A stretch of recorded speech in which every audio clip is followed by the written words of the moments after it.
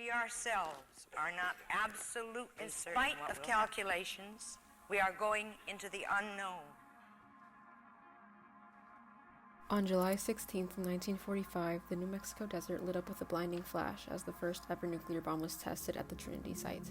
Hundreds of scientists and military personnel watched as the world crossed an unfamiliar threshold, from conventional warfare to the atomic age. What followed only a few weeks later did more than alter the course of World War II. It reshaped the world that we live in. It also marked the beginning of an urgent global conversation, one about the ethics of nuclear weapons and one that continues to spark debate today. The groundwork for the Manhattan Project was laid in 1939. Scientists like Albert Einstein and Leo Szilard were concerned that Nazi Germany would develop a nuclear weapon before any other nation. After its official initiation in 1941, the project became America's race to create a weapon of mass destruction. It employed 130,000 people at a cost of what would now be $25 billion. Less than a month after the successful Trinity test, the US dropped the bomb on Hiroshima.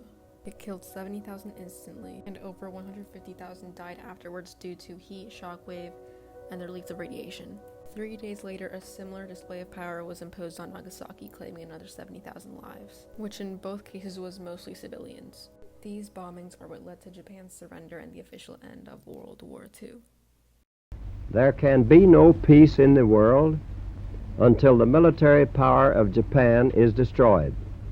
Japan's key industrial centers have been leveled to the ground. We have no desire or intention to destroy or enslave the Japanese people. The president at the time, President Truman, argued that the bombings avoided a land invasion of Japan, potentially saving the lives of thousands of Americans and Japanese.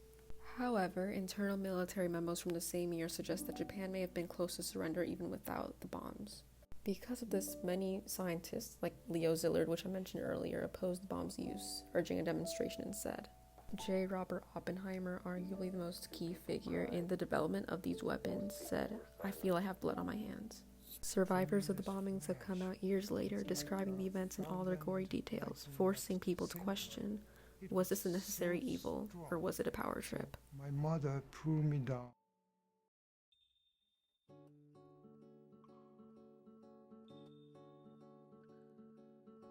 After World War II, the U.S. continued testing. Between 1945 and 1992, it conducted over 1,000 nuclear tests.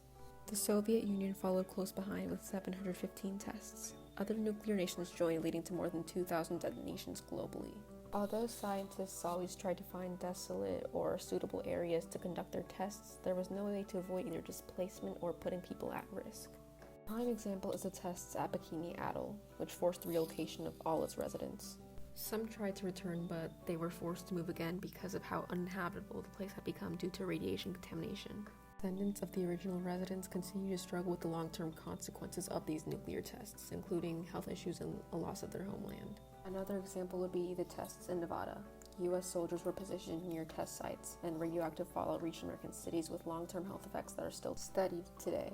A lot of the soldiers weren't even informed of the true nature of what they were doing there. The degree to which these weapons were operating was changing quickly. The 1954 Castle Bravo test released 1,000 times more energy than Hiroshima, contaminating nearby islands and nearby workers. This is one of many representations of the amount of people being diagnosed with cancer while not having any previous family history or previous health concerns. Victims of radioactive fallout were referred to as downwinders. Many of them sought compensation for their illnesses and suffering, and some received it through the Radiation Exposure Compensation Act. As of now, there are 9 countries possessing nuclear weapons, meaning there are 9 countries capable of destroying the world several times over. More than 90% of the 12,000 warheads estimated as of 2024 are controlled by the US and Russia. Luckily, treaties are in place like the Nuclear Non-Proliferation Treaty, which aim to prevent the spread and ease some tension. But regardless, the doomsday clock set by the Bulletin of Atomic Scientists is at 89 seconds to ignite. So, there's a lot more to be said about this topic, whether it come from experts or survivors or just people with concerns. The world would not be the same. Few people laughed, few people cried, most people were silent. It may, as we hope, be a success. We pray without loss. And the question still remains, should humanity possess the power to destroy humanity itself?